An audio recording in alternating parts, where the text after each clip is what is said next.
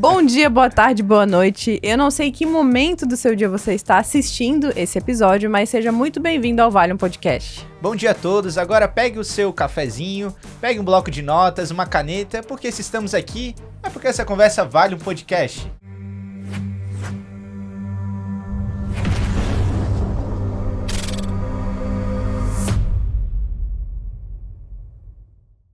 Eu sou a Carol Bergler e sou uma das hosts desse programa. Meu nome é Matheus Soares e sou o host desse programa. Nós estamos aqui com o nosso convidado super especial, André Frolich. E eu já quero começar com uma pergunta inicial. André, qual foi a decisão que você tomou que mais trouxe retorno para o seu negócio até hoje? Mas só um minuto, André. Para quem tá escutando aí, antes do nosso querido convidado responder, por favor, se inscreve aqui no nosso canal, seja no YouTube, no Spotify, da onde você estivesse assistindo e ouvindo também. É importante para nós saber que você tem interesse nesses temas, que você gosta de empreendedorismo e assim vamos continuar fazendo mais episódios. Agora, André, a bola tá contigo. Obrigado, Matheus. Carol, é um prazer estar aqui com vocês, a todos que nos assistem. É uma pergunta bem interessante, porque eu acredito que não existiu um ponto só, uma decisão que trouxe o maior retorno. Eu gosto muito de pensar que foi uma construção. Então, assim, eu hoje, né, para quem não me conhece, eu sou consultor financeiro pessoal, sou sócio da Librata Finanças Pessoais, que é uma empresa que surgiu há 21 anos, e ela é especificamente voltada para finanças pessoais, para ajudar a orientar as pessoas a se organizarem, a se equilibrarem financeiramente, ter uma relação saudável, sustentável com o dinheiro, pensando no agora e também no futuro. É uma empresa que surgiu na era offline, vamos dizer assim, né? Então, 2004, os primeiros estudos na época do meu sócio, do Rogério, sobre finanças pessoais eram isso ainda, ou seja, as primeiras interações com finanças aconteceram ainda logo após o Plano Real, 97, 98. Então ela era muito focada na parte presencial da relação. Reuniões presenciais, palestras, cursos, treinamentos, todos presenciais. E funcionava muito bem, numa época que pouca gente se falava sobre finanças. O mundo de lá para cá mudou muito, o assunto ficou cada vez mais procurado, mais interessante, houve uma demanda muito maior. E aí, uma coincidência ou não, né? Logo que eu entrei, eu conheci a Librata em 2012, 2013, comecei a me interessar, fiz a transição de carreira. E em 2015, quando eu entrei, houve o boom lá das redes sociais, do YouTube principalmente, na época que o YouTube era todo aberto, não tinha essa coisa. Então, houve uma migração muito forte para o digital e a gente acabou não acompanhando isso. Porque navegava num oceano azul, estava tudo tranquilo, tudo muito certo. Só que a gente não percebeu o movimento do mercado, não analisou isso e começou a sofrer as consequências disso. Aí sim, respondendo a tua pergunta, eu acho que a principal decisão que a gente tomou foi reconhecer que a gente tinha perdido o timing. Legal. Então assim, cara, a gente precisa olhar para o digital, né? A gente vendo todos aqueles grandes influencers ascenderem no digital de uma maneira explosiva, um troço que na época a gente não estava acostumado com esse crescimento exponencial que o digital proporciona hoje, né, 6 em 7, não sei e tal, aquele crescimento absurdo e a gente, cara, essa galera, quem são esses caras? A gente não sabe, nem conhecia direito. E faturando muito, seguidores explodindo e tá, e como é que a gente faz agora para retomar? Aí foi todo um mergulho dentro da história da Librata, encontrar os nossos diferenciais, os nossos potenciais para poder levar isso para a rede social, para a internet, de uma maneira consistente, que a gente ainda está construindo. Né? Então a gente está aí há 6 anos já construindo esse processo, e aí vem uma série de pequenas decisões ao longo do caminho que foram proporcionando uma melhora de posicionamento e resultado. Né? Então eu acho que é um contexto aí para responder a tua pergunta que cabe dentro dessa decisão. Legal. Então, tu acredita que a decisão foi essa questão de ter consciência de que precisava estar no digital e fazer, de fato, essa transição, né? Sim. E reconhecer que a gente precisava mudar.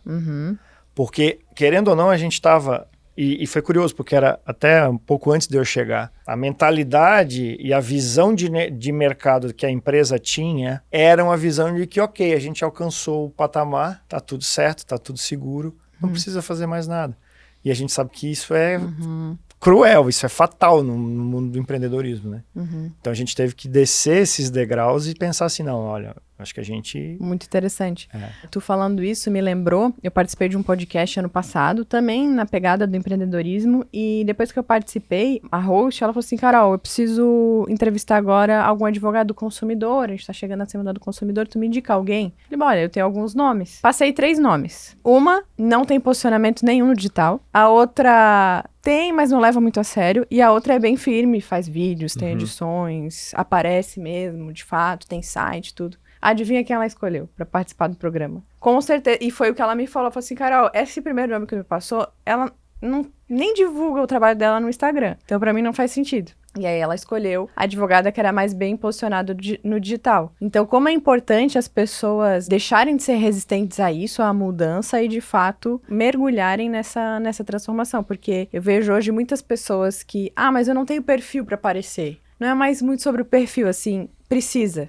A gente precisa aparecer porque em algum momento, quando o cliente precisar escolher... Eu acredito que ele vai escolher quem está melhor posicionado no digital. Fazendo uma analogia aí, old school, vamos dizer assim, o Instagram hoje, principalmente, ou as redes sociais de uma maneira geral, elas se tornaram o que a lista telefônica, as páginas amarelas eram lá atrás. Porque assim, hoje você precisa de alguma coisa, onde é que você vai? Tem uma geração, a minha geração, ainda procura no Google, joga lá no Google para buscar, que é um comportamento.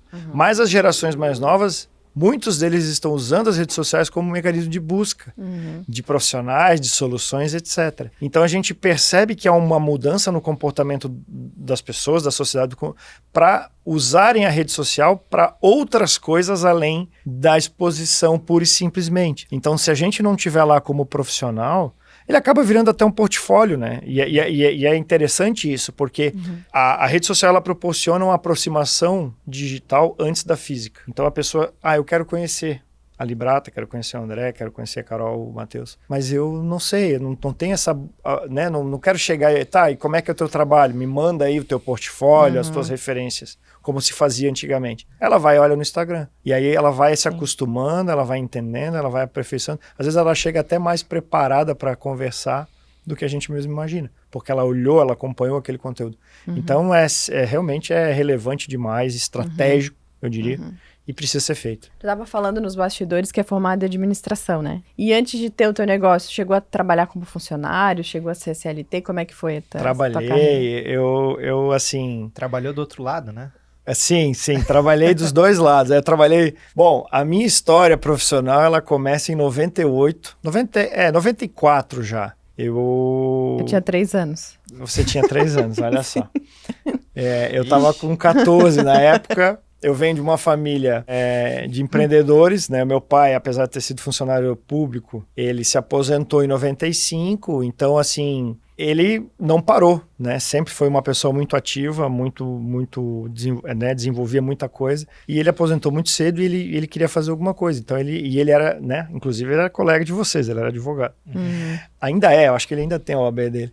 Mas, assim, não atua mais. Mas ele montou o escritório dele, e assim, dentro daquela cultura de que, meus filhos, eles precisam ter alguma, né, tem que desenvolver alguma coisa. E eu fui trabalhar como office boy dele, como 1001 utilidades. Então eu ia no banco, fazia pagamento, atendia clientes, né, cuidava da limpeza da sala. Eu e meu irmão, né, nós somos em 3. A minha irmã mais velha já estava na faculdade na época, mas a gente se revezava ali. E eu comecei aprendendo um pouco de cada coisa. Passado o tempo, fui para a faculdade, continuei trabalhando em alguns negócios da família até 2008, quando eu entrei numa empresa, e aí sempre ligado ao ramo, depois para o ramo financeiro, empresa de cobrança e financeiras, etc.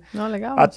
Até o momento que eu entrei numa instituição financeira, num banco, né, na época. Trabalhei 5 anos lá. E foi onde eu identifiquei encontrei essa incomodação, né, essa inquietude dentro de mim que dizia assim, cara, em paralelo a isso, além de eu entrar na instituição, eu fui estudar, né? Eu fui a graduação em administração, depois eu fiz uma pós em mercado de capitais. E eu conheci o mercado financeiro na prática, na sua totalidade. E aí o mundo abriu, né? A caixa de Pandora abriu e eu fui ver que, cara, como tem oportunidade, como tem soluções aqui que não chegavam na ponta. E eu fui descobrir que era por puro interesse das instituições, né?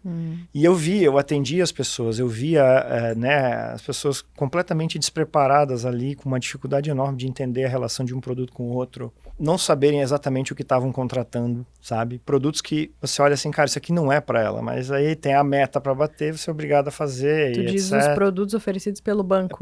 Pelas instituições, que na verdade ali o papel do funcionário é defender os interesses do próprio banco, né? E aquilo começou a me incomodar. Chocou com os meus valores. E foi aí onde eu resolvi buscar, enfim, aí eu acabei conhecendo a Librata e aí eu acabei fazendo a transição, né? Mas essa é brevemente, essa é um pouco da minha história pregressa à consultoria financeira que eu comecei lá em 2015. Tu acredita que foi essa tua inquietação que te fez sair de uma estabilidade para começar a empreender? O que tu acredita que foi a virada? Eu sempre tive essa inquietação mesmo, de encontrar caminhos, assim, de buscar resolver as coisas e não me conformar logo de cara. Eu tenho um ponto fraco enorme, assim, que é alguém chegar para mim e falar assim, a gente já tentou de tudo, mas não deu certo. Dispara um gatilho, então eu vou dar um jeito, vou resolver, vou atrás. Não fala que não dá na minha frente, né? E eu via, depois que eu aprendi, já começou na parte da administração também, falando até do empreendedorismo, né? Quando eu fui fazer a faculdade, eu comecei a entrar em contato com o mercado, com a parte de gestão, cases das empresas, e muito ligado à nossa realidade aqui, né? De Santa Catarina, que são, e do Brasil de uma maneira geral, mas assim, muitas micro e pequenas empresas familiares. Eu vim de uma micro e pequena empresa familiar e eu via muita coisa errada, muita dificuldade, muito problema que ficava concentrado por erros de cultura, de gestão. E eu pensava assim, cara, isso é pura falta de conhecimento técnico na área de gestão. A maioria das empresas, elas são constituídas por necessidade, continuam sendo tocadas por necessidade, não se faz um processo de sucessão adequado, então é aquela coisa de o pai ter o filho e dizer, não, você vai ser meu herdeiro, mas eu não quero, mas não interessa, você vai ser meu herdeiro. Mas eu não vou fazer nenhum tipo de... Não vou sistematizar isso, eu não vou organizar, programar isso, não vou planejar essa sucessão. E aí você tem aspectos emocionais envolvidos, né? A pessoa às vezes não quer, não porque ela não gosta do negócio, mas por toda a história, né? De sofrimento, às vezes de dedicação, de você ter trabalhado muito na empresa, ver seus pais ralando, ele inconscientemente olha, não quero isso aqui para mim. Mas às vezes é uma gestão que poderia ser mais eficiente, mais tranquila, que o processo poderia ter resolvido. Então eu entrei em contato muito com isso. No banco aumentou, intensificou isso, porque o maior produto que se vende no banco é crédito, né, dívida, então as pessoas iam procurar porque estavam precisando, e muitas delas eu cuidava da parte de pessoa jurídica, então eu meio que entrava na realidade das empresas para poder entender a necessidade deles. E aquilo me incomodava, eu dizia assim, cara, não é possível que tanto negócio, tanta gente, tantas famílias sejam impactadas negativamente por não terem acesso, por não terem visão do que está acontecendo no negócio deles. Se eles tivessem um pouquinho mais de conteúdo, conhecimento, até pessoal, porque muito dessa resistência ia ao encontro da relação pessoal. Então, às vezes, não era o negócio que estava com problema, não era a gestão, era a família que não se acertava. Era o pai que brigava com o filho que brigava com o pai, com a mãe, etc., aquela coisa. E eu comecei a ter muito contato com esse ambiente. E aí eu fui descobrir que muito dessa questão estava na parte de comportamento. E as pessoas seguidamente, problema, e o dinheiro não resolvia, e o crédito não resolvia, só se afundando. E, cara, isso não está certo. Aí quando eu fui evoluindo, estudando mais, eu vi que o problema não era necessariamente só financeiro. Que precisava uma base de educação, uma base de orientação para que essa situação se revertesse. E aí fechou com o meu propósito. Eu disse, cara, se eu conheço isso aqui, uma vez que eu coloquei luz nesse conhecimento, eu não posso mais ignorar isso. E eu não posso mais guardar isso para mim. Eu entendo que o conhecimento, o ciclo do conhecimento, ele se encerra quando a gente passa para frente. Né? Quando ele se encerra bem, né? Então eu tenho que aprender, eu tenho que desenvolver, eu tenho que passar por aquilo, eu tenho que vivenciar aquilo e eu tenho que passar adiante. E aquilo ficou muito forte em mim. Até o momento que eu cheguei e disse assim, não quero continuar aqui porque os meus valores, a minha visão de mundo já não coadunam mais com o da empresa. E foi uma loucura, me chamaram de louco o tempo inteiro. E aí, eu, lendo alguns livros e algumas coisas, algumas passagens sobre empreendedorismo, uma vez eu escutei uma frase que dizia assim, quando você tem uma ideia e todo mundo tá te chamando de louco, é porque você tá no caminho certo. Aí eu digo, olha, eu devo estar no caminho certo, então. André, antes você falou ali sobre empresas familiares e a sucessão da empresa. Não sei se você sabe o dado na ponta da língua, mas somente 12% das empresas sobrevivem após a terceira geração. Não justamente sabia. Por conta do que você falou sobre a dificuldade em passar a empresa, a gestão da empresa, para a geração seguinte. E isso vai ficando cada vez mais difícil, cada vez mais difícil. Então, somente 12% das empresas que iniciaram, depois da terceira geração, vão continuar sobrevivendo e atuando no mercado. Então, é algo que impacta até hoje. Eu não duvido, tá? Você trazendo esse dado, eu não sabia, mas assim, acredito que faz muito sentido. E é um problema, se a gente for ver, até de cunho social. Porque se tem uma das grandes dificuldades que a gente tem no país é que nós somos um país de renda per capita baixa. Nós somos um país pobre, né? A gente não reconhece isso, às vezes não para pensar, mas a renda per capita média brasileira é R$ 2.500. É que o Brasil tem uma economia muito grande, né? Não sei qual é muito grande. Era a 7ª maior economia do mundo? Tá em 10º agora. agora? Depois da pandemia caiu para 10º. Mas o problema é per capita, né? É per capita. A gente é um país... porque confunde muito riqueza com enriquecimento, né? Ou matéria-prima, né? Porque falam, o Brasil é muito cheio de recursos naturais. Ok, eu posso ter uma mina de ouro. Se eu ficar sentado em cima dela, isso não vai virar nada, não vai virar resultado. Eu preciso produzir em cima daquilo. Eu preciso da ação humana para transformar ela em algo que traga resultado para a sociedade. Então, assim, a gente tem uma sociedade muito pobre e até certo ponto pouco instruída e leva para esse tipo de coisa. Ou seja, negócios que crescem, prosperam, que poderiam trazer riqueza, aumentar a riqueza da sociedade, das pessoas no entorno, acabam sendo desmontados, sendo abandonados porque faltou essa visão, faltou essa compreensão e até a estrutura, né? Psicológica, emocional, intelectual das pessoas envolvidas para fazer um processo bem feito de sucessão e isso perdurar. Garanto, não sei, mas tenho certeza que essa estatística é completamente diferente nos países desenvolvidos. Porque a riqueza ela se constrói assim, né? Você vai legando patrimônio e legando enriquecimento de uma geração para outra até o momento que dinheiro deixa de ser um problema. Né? Então as famílias vivem, e aquela questão, a sucessão ela não necessariamente precisa ser familiar, ela pode ser profissional. Né? A família pode participar da gestão, mas ela não precisa decidir, ela não precisa ser a ponta de lança, vamos dizer assim. Então falta isso, isso é um prejuízo enorme para a nossa sociedade, infelizmente. Os mais antigos têm esse costume de construir algo para o filho, né? Eles não pensam assim em talvez educar esse filho a criar a própria empresa, né? Sim. Eu vejo os grandes empresários hoje, eles não... Os que têm muitas coisas, Flávio Augusto, Luciano da Havan, enfim, todos eles questionam, eu já ouvi alguns episódios deles conversando em podcast. Eu preciso entender se o meu filho quer participar desse negócio, se ele tem habilidade para isso, se é o que ele quer fazer. Porque se não for o que ele quer, a empresa vai quebrar ou vai ser vendida. E aí todo o esforço daquele pai vai por água abaixo. Sim. Então acontece muito isso. O Flávio Augusto costuma dizer que uma empresa ela tem 3 fins. Ou ela quebra, ou ela é herdada, ou ela é vendida. E ele trabalha para que a empresa dele seja vendida. Por quê? Porque ele tem 3 filhos e cada um dos filhos vai empreender naquilo que eles querem. Ou vão ter uma profissão técnica, um médico, um advogado, enfim. Então, no Brasil tem muito essa cultura, eu vejo que é mais dos antigos, né, das gerações passadas ali, de querer construir algo para os filhos e acontece aquilo que tu falou. Eles querem, mas eles não se planejam para que isso aconteça. Exato. Já a nova geração, qual que é a minha visão, por exemplo? O meu escritório não vai ser para o meu filho. É algo que eu gosto de trabalhar, que eu tô... né, na luta diária ali para atender meus clientes, mas eu não vou criar um filho querendo que ele me suceda do meu escritório, porque eu não sei se ele vai querer ser advogado. Então, hoje, as novas gerações já têm essa consciência, então eu acho que mudou um pouco isso, né?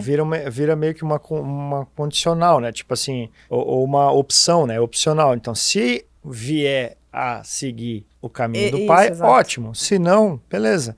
Mas é muito isso, assim. Eu vejo que não tem certo e não tem errado nessa questão. A empresa gerou resultado para ser vendida, ótimo. Pode ser vendida, tá tudo certo. A família vai a família vai se beneficiar do capital que foi produzido, bom também, né? Ou, vai continuar tocando o negócio, ótimo. O problema é quando ela não é nenhuma coisa nem outra, dela quebra. Exato. Né? Então, por exemplo, a gente vê em economias mais desenvolvidas, que é um negócio assim que, cara, vocês têm mais contato provavelmente do que eu, mas assim, como o assunto holding e administração familiar explodiu nos últimos anos no Brasil. De certa maneira isso é positivo, porque a gente vê que apesar dessas dificuldades, a gente está vendo um crescimento de patrimônio aqui. Mas assim, isso é um negócio muito antigo. Tem os próprios trusts, né, nos paraísos fiscais, etc. Tem famílias que só se beneficiam do patrimônio, nem sabem aonde o dinheiro está investido, nem participam da gestão. Então, existem maneiras e maneiras de você legar riqueza, você legar gestão e sucessão, sem que o negócio sofra com isso, né? É uma questão de saber fazer, ter o conhecimento para isso. Esse tipo de informação ainda, ela é muito falada, ela ainda é muito confusa para a maioria das pessoas. Tem muitos profissionais também que não ajudam muito nessa parte, né? Aí é o lado ruim da internet, exatamente. Né? Tem muita gente que vende ilusão ali, né? Sim, que acaba prometendo que é de uma forma, mas na verdade não é bem assim. A gente está no Brasil, a gente sabe das inseguranças, Segurança jurídica absurda. E, exatamente. Mas só de realmente, com o passar do tempo, mais pessoas começarem a saber sobre diferentes estratégias, sobre como pode se proteger, mas também tentar a manutenção daquele patrimônio para a próxima fase da sua vida, ou então para deixar para os filhos, para os herdeiros, isso eu considero que já é positivo. Sim. Eu ia chegar na parte um pouco mais... Pessoal? Não ia falar nem pessoal. Eu tenho algumas curiosidades aqui para perguntar pro André. Não, mas é algo assim, André, eu sei que tu é consultor financeiro pessoal e eu sei que tu deve enxergar diversos problemas ligados à parte financeira das pessoas. E assim, a gente lida mais com empresas. No nosso dia a dia, nós sabemos quais são os problemas que a maioria das empresas enfrentam. Muitas vezes eles acabam na parte jurídica, mas muitas vezes isso começou lá no meio financeiro, né? E das pessoas físicas? Quais são os problemas que você vê? Conta pra gente assim, os 3 problemas que chama mais a tua atenção e que você acha que são mais comuns. O principal deles. É incrível como ele afeta e é incrível como parece óbvio, assim, que a gente às vezes não olha. Às vezes não, a maioria das vezes não olha. É uma falta profunda de autoconhecimento. Não é só a questão do dinheiro, ela é reflexo disso. Mas assim, eu explico. O dinheiro, ele envolve todos os aspectos da nossa vida, tá? Então assim, você vai ao supermercado, tá? Dinheiro. Você vai comprar uma roupa, dinheiro. Você vai, sei lá, fazer um casamento, vai viajar. Tudo está envolvendo dinheiro. Muito dinheiro, exato. Especialmente casamento. Uma separação também, tá? Então tomem cuidado com as decisões. Esse é um outro aspecto, a gente tem que aprender a decidir. Mas assim... Você que está escutando essa parte aqui, eu acho que é a principal, tá? Essa você é importante. Tá aí, fazendo as contas já, pensando na fatura do cartão que vai vencer, dá uma atenção agora para o André. Eu juntaria em 3 aspectos, assim, seria a parte do autoconhecimento, aprender a tomar decisões, identificar os limites, assim, né? Buscar um conhecimento e buscar definir limites. Porque assim, o que o autoconhecimento influencia nisso? O dinheiro nada mais a relação que eu tenho com o dinheiro nada mais é da relação que eu tenho com a minha vida. Então assim, se eu tenho uma vida financeira desorganizada, bagunçada, endividada ou investidora, é muito como eu levo a minha vida. Por quê? Porque o dinheiro geralmente ele é utilizado para suprir alguma falta ou algum vazio que eu tenho. E especialmente no endividamento. Quando eu uso o dinheiro para isso, o problema aparece, porque não terá dinheiro suficiente para suprir isso. E quando eu não olho para essa falta. Aí entra a questão do autoconhecimento. A partir do momento que eu consigo olhar para mim, me conhecer, entender quais são os meus gostos, meus lados sombra também, que isso é muito importante. As minhas fraquezas, as minhas vulnerabilidades, melhor dizendo. Os meus objetivos, os meus desejos, sabe? As reações que eu tenho em cada situação, eu consigo lidar melhor com o dinheiro. Porque daí não vira uma decisão ou não vira um momento apenas governado pelo instinto. Porque se a gente não racionaliza, se a gente não toma consciência, a gente acaba decidindo pelas emoções. E as emoções sempre ganham o jogo. Elas sempre pesam no final. Então tem uma frase que é: a razão é escrava da emoção e é usada para justificar nossas decisões emocionais. Verdade. Então assim, eu quero, Ó, quero é emoção. Quero. Pá, peguei. Impulso. Agora eu uso a razão para justificar. Não, mas eu mereço, tava na promoção, eu trabalho tanto. Se eu não fizesse agora, eu nunca mais ia fazer.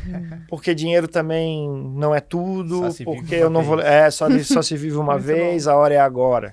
Aí eu uso a razão para justificar. Então o autoconhecimento é muito importante. Outra coisa que o autoconhecimento facilita muito. A gente acaba extrapolando, a gente acaba se perdendo na questão financeira e em outras questões também, mas quando a gente está nos extremos das nossas emoções. Então, quando eu estou numa situação de muita euforia ou de muita tristeza, é natural eu acabar perdendo a mão com o dinheiro, porque eu vou usar para compensar. Então, assim, briguei no trabalho, fechada no trânsito, tive um dia ruim, perdi um contrato maravilhoso que eu estava 6 meses negociando. Ou estou de férias, vou casar, vou ser pai, etc. Isso leva a gente para um nível de flutuação ou de aterramento que a gente precisa usar dinheiro. Aí o autoconhecimento entra onde? Eu preciso entender como as minhas emoções funcionam para dizer assim, hoje eu não estou num dia legal. Hoje eu não estou bem. Se eu passar na frente do shopping, não vai ser bacana. Então eu fico em casa. Ou eu ligo para uma pessoa de confiança para conversar, para expor isso. Ou eu vou fazer uma caminhada, fazer um esporte que eu gosto, vou ler um livro, vou assistir um filme, uma série que me traga conforto emocional. A parte do autoconhecimento. A parte das decisões. Eu vejo muito que as pessoas também têm dificuldade de tomar decisões. E por ter dificuldade de tomar decisões, elas protelam ao máximo isso, fazendo com que a situação decida por elas. Então, o que é o problema? A gente tem uma situação pesada para resolver. Eu não quero olhar para isso. É ruim, não quero, é chato, tem que parar, tem que pensar, não quero. Vou empurrando, aí chega na hora sim que a decisão, o problema senta na tua frente. Agora eu tenho que decidir. Só que agora eu não tenho tempo para raciocinar. Não tenho tempo para achar alternativas. Eu vou para onde é aquela coisa. Eu vou fazer, depois eu vejo o que eu faço. E eu vou de vejo o que eu faço em vejo o que eu faço, empilhando problemas. Porque eu não tenho tempo de decidir. Eu não tenho tempo de racionalizar e dizer assim, cara, se eu for por isso aqui, se eu for por esse lado, eu estou sempre resolvendo no impulso. Então isso é um outro problema sério. E outra é a dificuldade de dizer não, que é a questão de colocar limites. Eu preciso entender o meu limite para saber até onde eu posso ir, até onde o outro também pode vir. Toda relação, toda boa relação, ou toda relação para ser boa, ela precisa de limites. Com quem quer que seja no negócio, seja na família, seja com o dinheiro. Então eu tenho que saber até onde eu posso ir para poder até mesmo superar isso. Então assim, o meu limite é esse, mas será que eu consigo avançar? Que é aquela questão que a gente está, no empreendedorismo, a gente está toda a vida passando, né? Quebrando barreiras. Mas eu preciso saber aquela velha história, que é um dos comportamentos do empreendedor, que é tomar riscos calculados. Você toma risco, mas é calculado. Então tipo assim, eu tenho que atravessar essa ponte. Tá, mas quais os riscos que eu estou inserido? E se acontecer tal coisa, qual que é o caminho que eu vou tomar? Qual que é o plano B? Não é apostar o tempo inteiro. Não é só aquela coisa de vai dar certo, bater palma e vamos que vamos e Deus ajuda. Vamos deixar ele já tem coisa mais importante para resolver. Então, é a gente calcular isso. Então, conhecer os nossos limites permite que a gente possa decidir com mais clareza até onde a gente pode ir, até como a gente pode ultrapassar. E aí a gente evita uma série de problemas. Isso é muito forte, a parte da decisão mesmo, né? O que tu falou ali que eu peguei inclusive, dicas, né, maravilhosas. Já volta aí o episódio, escuta de novo, grava, porque já tá dando uma aula gratuita aqui. Sim. E faz muito sentido porque as pessoas tendem a procrastinar e, assim, não querer resolver. E aí depois a situação vai decidir por ti algo que poderia ter decidido lá atrás. E, né? E uma outra questão, que envolve as três. Se eu não tenho certeza do que eu quero para mim, eu sou altamente influenciado pelo meio ou pelo convívio. Então, eu acabo vivendo uma vida que não é minha, porque os outros acabam decidindo por mim. Então, assim, não, mas você tem que trocar de carro. Não, mas você tem que comprar uma casa maior. Não, mas você tem que viajar lá para... Todo mundo foi. A gente sabe muito bem, né, pelas nossas mães, que a gente não é todo mundo, né? Então, assim, tá, mas eu tô comprando esse carro porque eu quero, porque é importante para mim, porque é necessário para mim, ou porque fulano tá falando? Tem eu nunca me esqueço isso. Uma vez eu conversei com um cara que ele era vendedor de carro, da Raiz, né, daquela escola Raiz. Ele dizia que antigamente... Não era o Chico Raiz, não. Não era o vendedor, não era o Chico Raiz. Mas assim, ele dizia assim, ó, que a estratégia de venda do carro era a seguinte, muito antigamente. Você precisava vender para a primeira casa da rua. Você vendia o carro para a primeira casa da rua, todos os outros vinham até você comprar o carro. Olha o efeito da comparação e da falta de consciência do que eu quero. Eu estou comprando o carro não porque eu quero, porque eu preciso, ou porque o meu carro está estragado. Às vezes está bom, mas é porque o fulano trocou e eu tenho que viver essa questão da comparação o tempo inteiro. Diz que acontece com o jogador de futebol, né? O jogador de futebol compra o carro, um jogador ali que é admirado, que é famoso, todos os outros compram o mesmo igual, carro. Isso acontece também, um dos nossos públicos que mais a gente atende são servidores públicos. E a gente já identificou esse comportamento nas repartições também. A pessoa vai para lugar X. Tinha uma época, né? Acho que, né, que vocês devem lembrar que estava na moda ir para Cancún. Então todo mundo ia para Cancún. Na época que o dólar, bem antes da pandemia.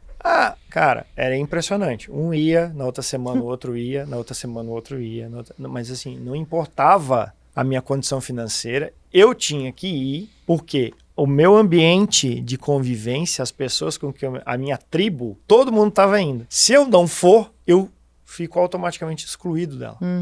E isso, para um animal gregário como nós, inconscientemente falando, com o cérebro formado lá na época das savanas, isso é muito forte. Eu não posso ser excluído do grupo, porque isso está ligado à minha sobrevivência. Então eu tenho que dar um jeito. Só que é um medo que a gente cria, né, hoje em dia. E aí a gente vai tomando essas decisões de maneira inconsciente, involuntária e se arrebentando financeiramente. Falando sobre decisão, então, vamos lá. Qual decisão que tu tomou, ou se não teve, mas eu acredito que sim, porque a gente erra e acerta o tempo inteiro, mas alguma decisão que tu tenha tomado que tu entendeu que foi um erro e o que tu aprendeu com isso? Um erro...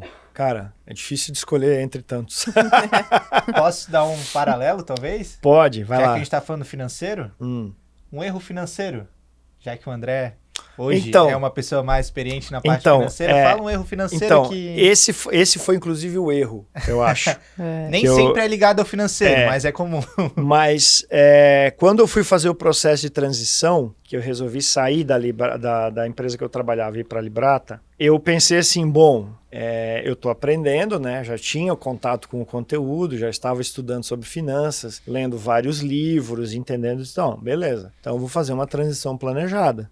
Legal. Comecei a guardar dinheiro para isso. Guardei. Cada situação lá na outra empresa que me deixava desconfortável, eu usava como estímulo para guardar mais. E fui. Boa. Mas não foi suficiente. Acabou antes do caminho, tá? Então, eu me vi numa situação que era o quê? Isso é muito importante. E foi uma das maiores lições que eu tive na minha vida de empreendedor e da minha vida. Não importa o que a gente fale ou faça. Quando a gente vai decidir abrir um negócio, fazer tentar um novo empreendimento, a gente tem que evitar ao máximo se comprometer com o futuro sem ter a garantia. Ou seja, se endividar para isso. Eu não me endividei, porque eu precisei pedir ajuda, pedir água, né?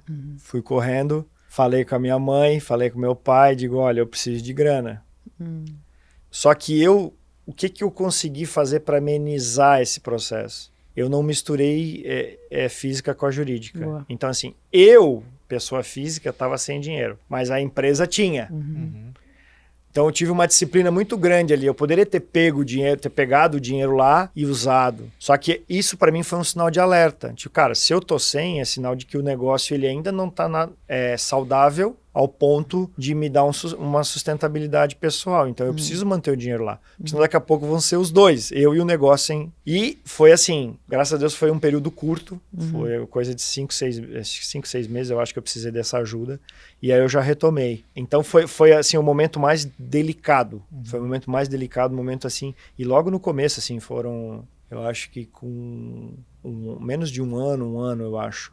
Então, se for para dar uma sugestão aqui, uma dica, eu digo, cara, faça as contas, faça o planejamento, mas bota 20%, 30% a mais. É igual obra, igual construção. A gente sabe como começa, mas não sabe como termina. Porque são tantas variáveis ao longo do caminho que a gente não consegue prever tudo. E a vida é muito assim. A relação com o dinheiro é muito assim. A gente tem a ilusão de achar que a gente consegue controlar as situações e as questões da nossa vida. A gente não consegue. Consegue controlar muito pouco. Embora a gente seja muito previsível, mas a gente controla muito pouco. Então o que a gente tem que ter? A gente tem que ter uma estrutura. Primeiro a gente tem que ter humildade para reconhecer que a gente não consegue controlar. Porque a gente acha assim que é super-homem, né? Não, eu sei, não, eu vou pegar o meu... Não vai acontecer nada. Não vai acontecer nada de diferente. Eu tenho 12 meses aqui para viver. Eu vou conseguir, do alto da minha iluminação, eu vou conseguir no dia 2, dia 3 de janeiro fazer um planejamento para o ano inteiro, Ctrl+C, Ctrl+V no Excel, e eu vou conseguir cumprir 100%. A vida não vai me trazer nenhum tipo de surpresa dentro desses 365 dias que eu vou viver. Então, cara, desce do pedestal, desce do degrau. Reconhece, sim, que você tem muito menos controle do que aquilo que você imagina. Isso até é um livramento, tá? Porque se a gente tivesse controle de tudo, a gente seria responsável por tudo. Como a gente não tem controle... Só ia fazer cagada. Exatamente. Ia ser responsável por todas elas. Então, assim, a gente se concentra naquilo que a gente dá conta e a gente precisa manter uma flexibilidade muito grande. O grande problema nas finanças é quando a gente enrijece demais o nosso orçamento, através das parcelas, por meio das parcelas. Então eu vou parcelando, dividendo, eu crio aquele bloco de coisa para pagar. Aí o compromisso é certo, é garantido. A receita é duvidosa. Quando eu misturo essas duas coisas, eu crio uma bomba relógio.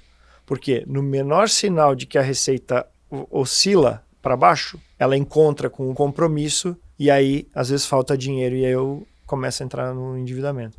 Então, essa foi uma lição, né? Uma dica que eu estou dando aqui para quem está nos assistindo. E a outra, aí agora um acerto, para dar uma compensada, foi que justamente aquilo que eu falei antes, eu não me endividei. Mas eu fui acumulando dinheiro, né? Gerando caixa na empresa. E assim, os primeiros meses, primeiros anos sempre foram muito difíceis. Emocionalmente desgastante. Então, para você que está começando aí um negócio, se você, assim, você já pensou em desistir várias vezes. Achou que estava errado várias vezes, quase todo dia.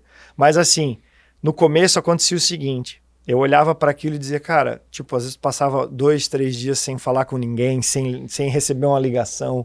Ninguém queria saber de você, tipo, de mim. Tipo, meu Deus, o que eu tô fazendo na minha vida? E sozinho no escritório com os meus pensamentos, né? Aquilo, toda a vida com medo. Meu Deus, e se quebrar, e se não der certo? E agora, o que eu vou fazer? Um dia veio um insight de, cara, você não tá endividado, você não tem compromisso para frente. Beleza, então você não tá amarrado com ninguém. Você tem dinheiro para 6 meses aqui, para manter a empresa, certo? Certo.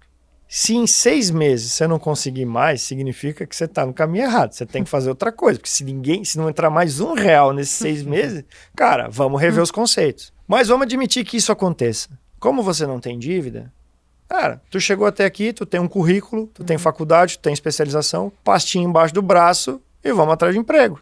Aí foi uma virada de chave muito importante, porque eu pensei assim, cara, tudo bem, posso errar? Posso. Se errar, é ruim? É ruim. Mas eu criei um erro calculado, que ele não vai me causar danos maiores. Então isso me deu um conforto. E aí, apoiado no planejamento, então eu olhava para os números. Os números servem muito para isso. O número, ele racionaliza a nossa relação. Então aquela coisa, era pânico, era ansiedade, era medo emocional, inconsciente. Eu olhava para o planejamento, olhava para o fluxo de caixa, não, ainda dá, vamos seguir. Então isso foi me dando conforto, foi me dando tranquilidade. E aí eu fui sempre fazendo essa comparativa, essa comparação e desmontando o medo, a ansiedade, que é muito emocional. Então o planejamento, tanto para a empresa quanto para a pessoa física, funciona muito para isso. E foi nesse momento também que eu confirmei mais ainda a importância disso. Vivenciei essa importância de respeitar assim, cara, olhar para os números como um aliado, né? Como aliados da nossa vida, das nossas decisões. E não ignorar ou virar as costas para eles. Porque daí a gente acaba perdendo a principal coisa que eles nos oferecem, que são informações. São sinalizações para saber se a gente está indo bem ou não. O que você falou é interessante, principalmente ligado à parte da empresa. Eu acredito que a maioria das pessoas que tem a disposição, tem as ideias e tem o desejo de empreender, iniciar uma empresa, devem fazer isso. E devem arriscar, claro, Sim. de forma calculada, mas principalmente arriscar para fazer aquele negócio dar certo. Mas para você que está escutando isso e talvez esteja no momento que tenha que arriscar um pouco mais, tome as medidas para ficar calçado, para não arriscar, colocar tudo a perder, porque o risco da ruína existe e ele pode ser fatal. E você tem a oportunidade de, antes de colocar em prática esse risco, tentar se resguardar com as melhores estratégias, seja financeira, jurídica, administrativa, enfim, da forma que for, é muito importante e faz total sentido com o que o André falou. Eu tô rindo porque eu fiz tudo ao contrário.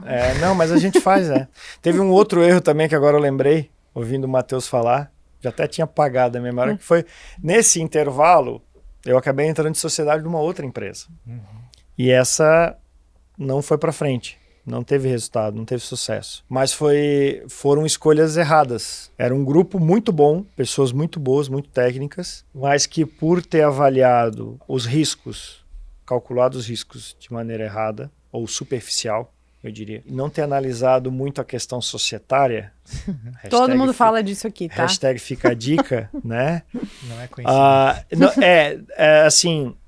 Foi mais o perfil dos sócios, tá? De um dos sócios, no caso, que ele tinha uma visão diferente que a gente só foi descobrir depois que a sociedade estava funcionando. E aí começou a criar conflito e visões de mundo e tal, mas assim, conseguimos terminar relativamente bem, também porque a gente não se endividou, a gente não criou compromisso para o futuro, a gente trabalhou com caixa próprio, aquilo foi reduzindo, a ideia não estava, aí a gente soube o momento de parar. Você sabe, a gente vai ter que parar, porque não está dando certo. Mas já vinha tendo um desgaste na relação e aí a gente conseguiu entender o momento de desmontar a sociedade sem criar um dano maior. Então, assim, o planejamento, o Rogério, meu sócio, ele tem uma frase que ele fala que é o seguinte, ele diz que a metodologia da Librata ela foi muito baseada na aviação. Então, assim, você tem um plano de voo que o piloto tem que fazer para poder decolar, você tem que aprovar aquele plano e você tem que realizar. Mas ele fala assim, ó, eu não lembro hoje de nenhum plano de voo que eu fiz que eu executei exatamente o que o plano aconteceu. Então tem isso também, viu, Carol? Falando do que você trouxe. Eu fiz tudo ao contrário. Então, assim, o plano, ele serve para a gente ter uma visão, uma emulação do que pode acontecer, uma simulação. Mas não é garantia também. Então, só que ele diminui a chance de erro, de problema, mas mas eu acho que o principal ponto é que ele te dá alternativas, ele te dá caminhos. Te deixa mais tranquilo, acho, né? Tu não fica na ansiedade, no pânico, no medo de, meu Deus, e agora? E é uma maneira de a gente treinar saídas. Então, assim, porque daí também parece contrassenso que eu tô falando. Então se o plano, eu não vou conseguir realizar o plano, então eu não preciso fazer. Não, é importante fazer.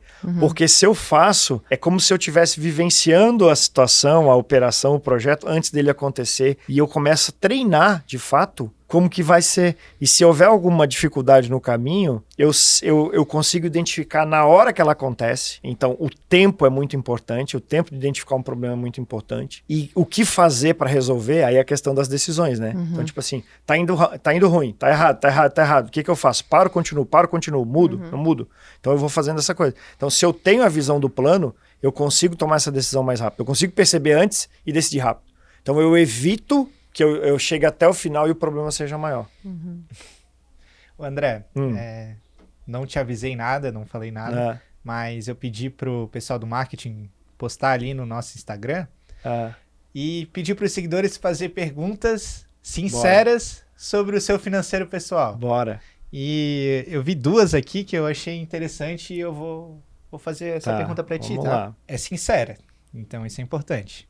A pergunta é sincera, a resposta não necessariamente. Aí depende, aí vai do teu filtro, tá? Tá bom. Primeira de todas. André, meu salário é 5 mil e o limite do cartão é 10 mil. Ou seja, eu ganho 15 mil? Não ganha 15 mil. Quem ganha nessa situação é o banco que tá cobrando o juro de você, tá? Toma cuidado. Tome cuidado para não virar funcionário do banco sem ter registro, tá? Porque quem vive de juro, quem vive de empréstimo, vira funcionário do banco. Forte. E outra polêmica. Eu tenho a minha opinião, mas cada um tem a sua. Cartão de crédito, amigo ou inimigo? Grande amigo. Eu acho um grande amigo. Eu uso, recomendo e acho fantástico. A gente tem que... engraçado que as duas estão relacionadas, tá? A questão do cartão de crédito não é usá-lo. A gente tem que saber como usá-lo, assim. Então, às vezes a pessoa vem aquelas coisas assim, tem que quebrar o cartão, jogar fora, congelar o cartão. Na verdade, a gente tem que ter uma relação madura com ele e entender como ele funciona. O cartão de crédito ele é um meio de pagamento, assim como qualquer outro. Ele não é uma despesa do meu dia a dia.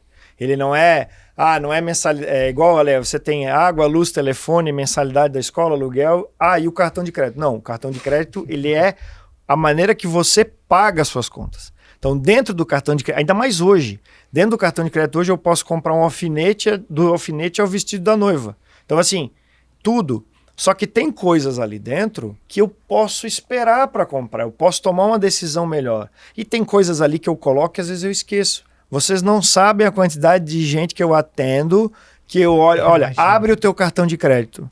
Eu tô pagando isso aqui. Que isso? Meu Deus, eu fiz lá o cadastro lá no streaming tal.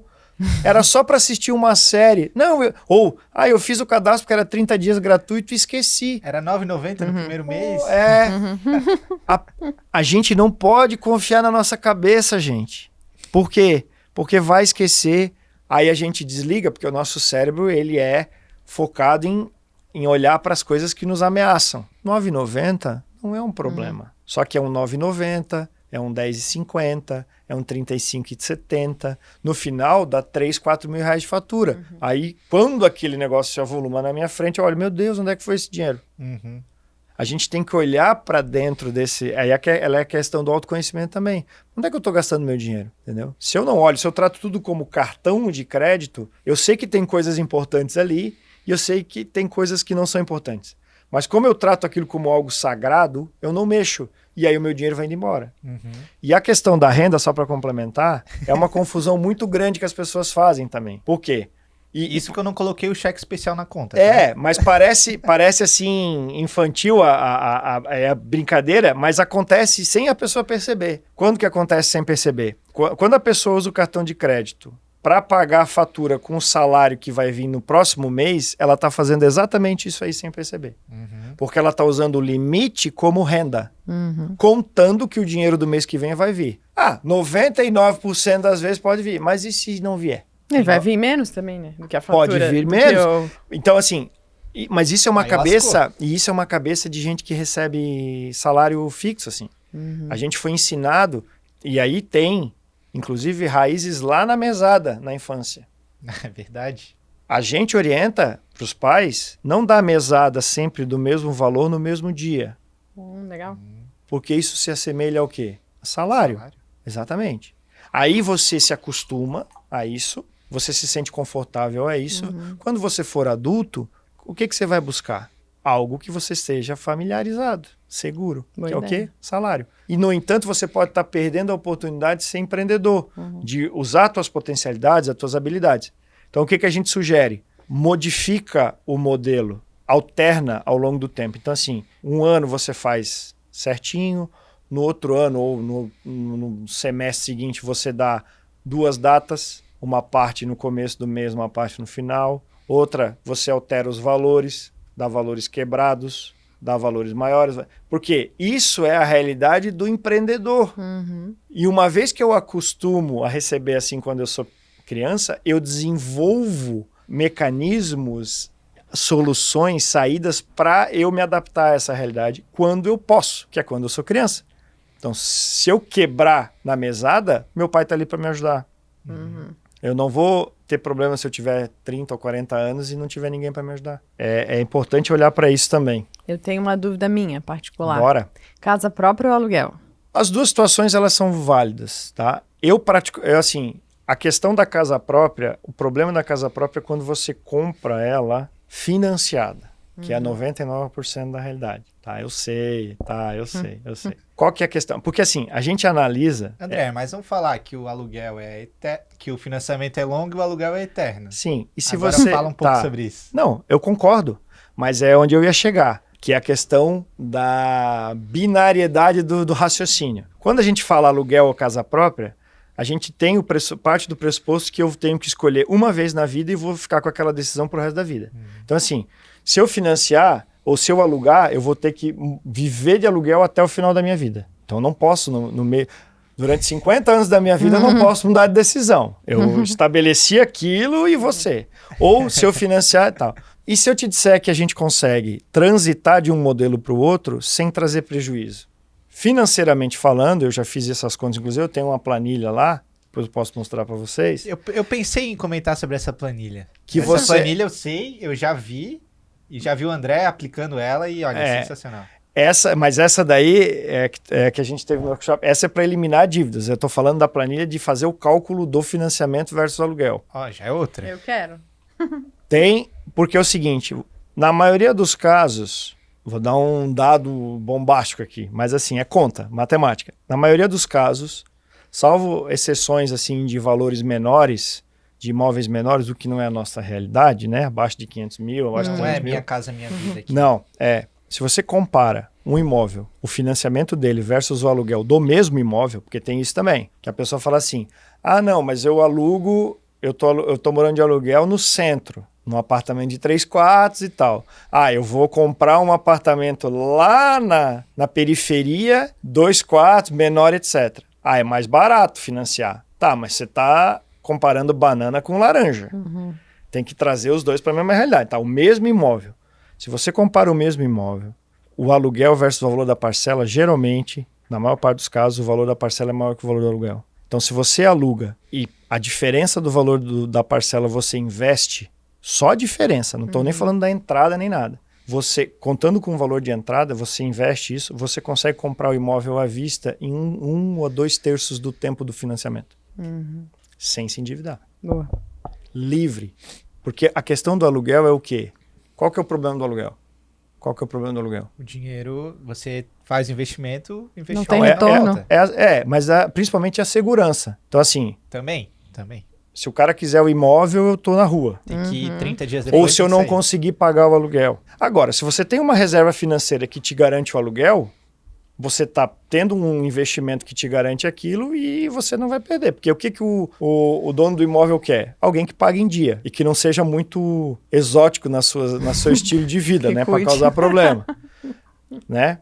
Então, se você tem essa garantia, você tem essa segurança e o aluguel ele deixa de ser um problema. Agora, não traz retorno. A gente tem que considerar também que o imóvel tem situações. Você tem que contar com a depreciação, impostos, reformas, tudo isso tem que estar na conta. Entendeu? Então, são contas que a gente tem que avaliar. Cada caso é um caso. Por exemplo, eu vou lá e compro um imóvel. Daqui a pouco resolve aparecer um negócio do lado, um depósito de lixo, sei lá, um negócio que a vizinhança fica comprometida. Como é que você sai? Você tem que vender o imóvel. Se está financiado, mais um problema. Ou o teu vizinho é exótico nas escolhas dele e você, tem criança pequena, etc. Ou ainda, recebe uma proposta para trabalhar fora, em outro lugar. Que é o que acontece, tá? Eu estou trazendo aqui situações de clientes que já viveram isso. Sim. Não sou contra imóvel. Eu só acho que a questão é uma decisão muito importante para ser tomada de qualquer jeito. Tu entendeu? Então, assim, geralmente para quem está novo, quem está começando a vida, espera um pouco. Porque assim, o que acontece? A pessoa quer comprar casa, quer comprar um imóvel. Família, não, tem que comprar um imóvel. Cresceu a vida inteira ouvindo, não, porque aluguel é jogar dinheiro fora, pelo amor de Deus. Vai fazer festa de casamento, não tem onde morar? Exato, vai morar, não, que vergonha que é isso e tal.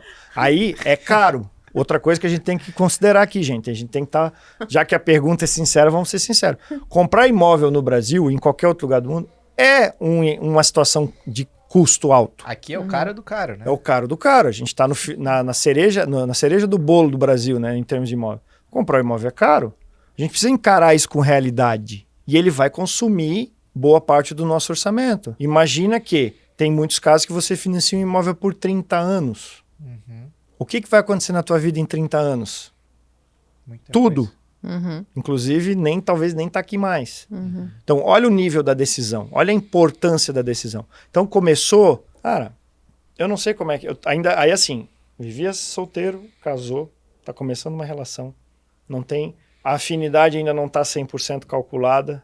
Não sabe como é que vai ser. Aí vai lá e escolhe comprar um imóvel num lugar que não conhece. Tudo novo. Você vai empilhando novas experiências uma em cima da outra. Você não se permite, a ideia do autoconhecimento, você não se permite vivenciar as coisas e testar o teu emocional dentro delas. Então o que eu falo? Começou, porque daí pega um apartamento menor, porque é caro. Aí casa, tá, beleza, daqui a pouco vem filho. O apartamento, aí pega um de 2 quartos. O apartamento já fica pequeno. E no limite do orçamento. Aí tem a bênção, que daí já é outra coisa nova. Filho, primeira viagem, né? A gente sabe, todo primeiro conselho, né? Ai, parabéns, dorme bastante, porque daqui a pouco você não vai conseguir. Ou seja, é uma outra situação inusitada, a gente não sabe como viver. Então você vai empilhando coisa. Aí, quando não tem a graça de receber gêmeos, não vai acontecer? Não sei. São tudo riscos que a gente corre. E o imóvel tá ali. Daqui a pouco, lá pela metade, nem pagou tudo ainda, o imóvel já tá pequeno. Entendeu? Ou acontece alguma coisa, algum infortúnio da vida que você tem que... Às vezes a relação acaba. Eu lido com verdades. Não dá pra gente... Então, assim, ou muda, ou recebe uma proposta de trabalho para fora. Então, o que a gente fala? Experimenta primeiro. Fica 1 ano morando de aluguel. Não vai ser jogar dinheiro fora. No final da história, no que realmente conta, 1 ano, 2 anos de aluguel para vocês vivenciar, para vocês experimentar, isso não vai fazer diferença, gente. A vida não é só ganhar dinheiro, não é só lucro financeiro, tem os outros ganhos que a gente tem na vida. Às vezes, 1 ano de paz, com um orçamento mais leve para você vivenciar aquele momento, experienciar aquilo e nutrir a relação, fortalecer a relação aos poucos e crescendo aos poucos, vale muito mais do que você ter todo o álbum, né, todas as fases do jogo completadas muito rápido. Não acho que é assim, a pessoa não tem que ser contra comprar imóvel. Eu não sou. Eu acho que pode ser um investimento, pode ser o dinheiro foi feito para ser gasto. Bem gasto, mais gasto. Tem esse outro detalhe também, que às vezes a pessoa acha que quando a gente fala de financeiro, a gente tem que ficar acumulando o dinheiro o tempo inteiro. Não, o dinheiro ele foi feito para ser usado. Só que ele não pode trazer problema para a gente. E a decisão com relação ao imóvel vai muito nessa linha. Eu vejo, e aí contando casos reais, tá? Muitas pessoas que nos procuram, elas se complicaram financeiramente depois que tomaram uma decisão equivocada quando o assunto foi imóvel. Tomem o seu tempo, não tenham pressa para decidir isso, porque às vezes esperar um pouco mais vai fazer toda a diferença na forma como você vai escolher. Porque a gente também não compra, tirando as pessoas que são investidoras ou que trabalham no ramo, a gente não compra imóvel toda hora. Então é um negócio também, é uma situação, é um momento que a gente tem pouca experiência. Então é importante também entender, conhecer, buscar conhecimento em relação a isso para tomar a melhor decisão. Toda boa decisão, é aquela coisa, né? Não se coloca o dinheiro naquilo que a gente não conhece, ou pelo menos tem alguém para ajudar. É isso, é se permitir evoluir nisso, crescer, não ter pressa. Lidar com essa pressão é a questão do autoconhecimento. Então, assim, o que eu quero? Eu quero ter um imóvel para mostrar para todo mundo que eu consegui, independente da pilha de parcelas que eu tenho que pagar, ou eu quero ter sossego? Eu quero ter tranquilidade na minha vida. Ou não pelos outros, mas pela vaidade. Eu adquiri o meu imóvel. Né? Tem muita vaidade também. E lembrando também que a gente só é nosso depois que eu pagar a última parcela, né? E eu mantiver os impostos em dia, né? Porque experimenta atrasar o IPTU, o condomínio, para ver o que acontece. Entendeu? Então a gente tem muito essa ilusão, a gente tem muito essa ansiedade de querer viver as coisas muito rápido. É isso. André, 2 coisinhas antes da gente encerrar. Primeiro, como que o pessoal pode te contratar, né? Contratar a tua consultoria, fala quais são as tuas redes sociais. E também, para a gente encerrar, eu gostaria que tu deixasse um conselho para todos os empreendedores que vão passar dentro de um museu. Ele está exposto no mundo todo. E a tua mensagem final para eles, o que seria? Vamos lá, então. Nossas redes sociais é @Librata com 2 T's, né? Buscar Librata Finanças Pessoais ou Librata Planejamento Financeiro nas redes, na internet a gente vai achar. O nosso trabalho ele é focado aí no planejamento, na orientação, né? Tanto para eliminação de dívidas, organização do orçamento, também para investimentos, tá? A gente também auxilia e orienta as pessoas nos investimentos. A minha rede social, né? O meu Instagram é andré.finançaspessoais. Sigam lá, os dois, @Librata, @André.finançaspessoais. Curtam, compartilhem, divulguem, deixem comentários. E o recado para os empreendedores que eu posso deixar, terá, melhor dizendo, sangue, suor e lágrimas ao longo do caminho. Mas a partir do momento que você para e reflete sobre o que você construiu, vale muito a pena. Se entendendo como empreendedor, porque é uma jornada de autoconhecimento também. Eu estou sendo redundante com isso, mas assim, não tem como fugir. A gente se torna melhor naquilo que a gente faz à medida que a gente entende melhor o que a gente está fazendo e nos entende também como pessoa.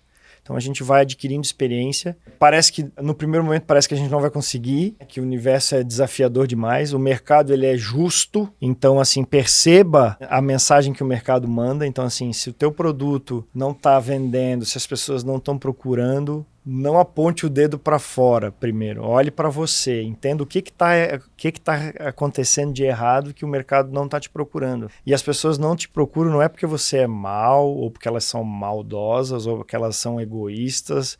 É porque você não está sabendo se comunicar direito com o mercado, seja na mensagem, seja no produto. Então é importante, e isso eu acho muito importante, porque empreender nos ensina a ser humildes também, sem perder a obstinação por alcançar os objetivos. Buscar se manter conectado à essência de cada um. Porque por mais que a gente não seja bom nas redes sociais, por mais que a gente não sejamos ótimos comerciais, as pessoas compram muito pelo porquê a gente está vendendo, pelo porquê que a gente decidiu ser empreendedor.